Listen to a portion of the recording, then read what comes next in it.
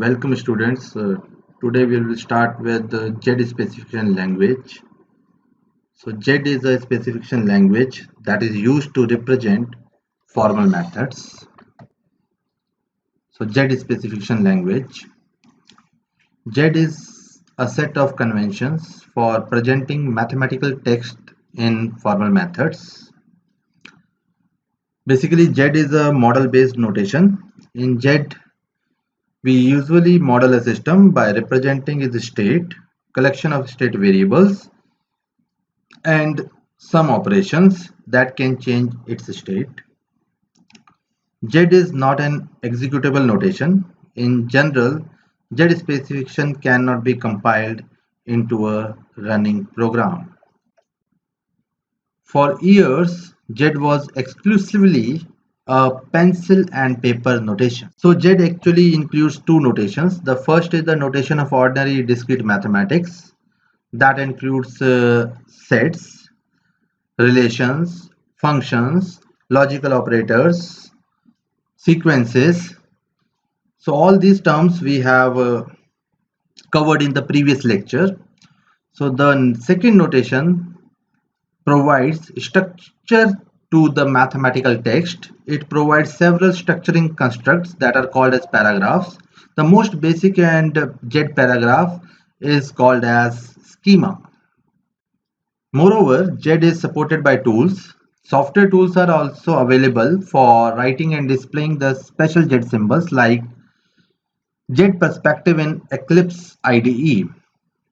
Z text for syntax and type errors are checked in the same way as the compiler checks code in an executable programming language.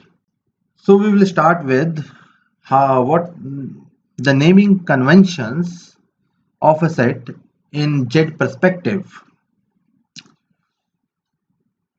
First of all, we talk about set. If a set has too many members in a list, then we can give some descriptive name to them. For example, here is a set. The name of the set is person, and we know that the convention when we are talking about set, we always write that particular set in capital letters. And this particular set person basically represents the set of all people that exist in a universe. So convention for naming set in Z specification language, that I already told that set names are always written in capital letters. Set names are always singular, that is password is correct, but we cannot write passwords. Third convention is that when we are naming sets in Z specification language, that the set do not contain any spaces. When I am naming the sets, they do not contain any spaces, underscores, hyphens. For example, here, if I write the leap, then space, then year, this is a wrong representation of the set in Z specification language due to the presence of space between leap and year. So to make it correct, we have to concatenate or we have to remove this particular space between leap and year. So further, we will talk about the declarations in Z specification.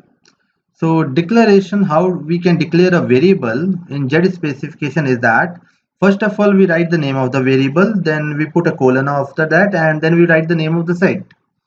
So for example, a set as person is declared that indicate all the people in this planet.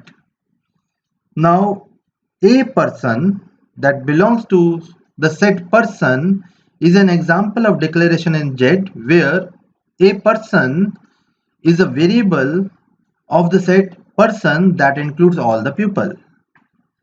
So basically a person is an instance of this particular set person, or we can also say that a person is a member of this particular set person.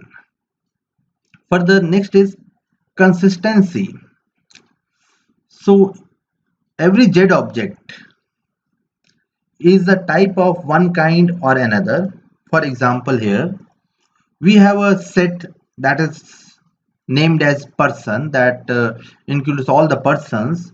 And we have the following declarations that p comma q, these are the two variables that belongs to the set person, and r is the variable that belongs to the integer set of integers.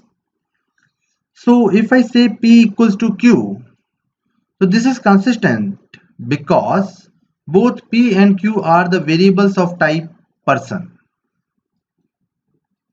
So this is basically we mean by consistency.